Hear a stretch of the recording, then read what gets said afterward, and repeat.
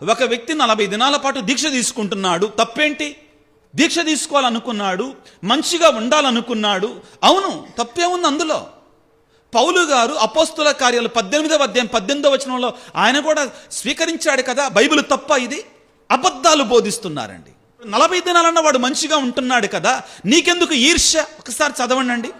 పౌలు మరికొంతకాలం కొరింథీలో గడిపిన పిదప అతడి సోదరులను వీడుకొని ప్రిస్కిల్లా అక్విలాలతో ఓడనెక్కి సిరియాకు పయనించాను. ఈ మాట వినండి జాగ్రత్తగా, దయచేసి ఈ వాక్యాన్ని ఆలకించేవాడు. ప్రయాణమునకు ముందు చేసుకున్న ఏంటిదంటండి? మొక్కుబడి. చెప్పండి గట్టిగా. మొక్కుబడి ప్రకారం. లేదా బైబిల్లో పదం ఉంది? మొక్కుబడి ఉందా లేదా? మొక్కుబడి ప్రకారము ఏం చేయించుకున్నాడు? తలక్షావరము. యాక్చువల్గా అక్కడ గుండండి, ఇంగ్లీష్లో టాన్షర్ అని ఉంటుందండి. మంచి మీద చెడు దాడి చేస్తుంది.